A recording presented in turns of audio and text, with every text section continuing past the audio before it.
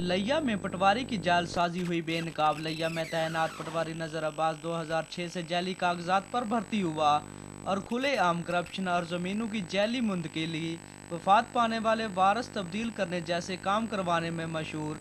लिया के शहरी मोहम्मद अली ने मीडिया को बताया कि पटवारी नजर अब्बास बासर है, इसके खिलाफ कोई कार्रवाई नहीं करता। नजर अब्बास पटवारी ने मुबीना तौर पर दो कौमी शनाख्ती कार्ड भी बनवा कर जैली कागजात पर जिला लिया में पटवारी भर्ती हुआ। असल कौमी शनाख्ती कार्ड जिला मुजफ्फरगढ़ का है, जबकि दूसरा कौमी शनाख्ती कार्ड जिला लिया का बनवा कर पटवारी भर्ती हुआ और महकमा माल में वसी पैमाने पर करप्शन करना अपना मामूल बना रखा है।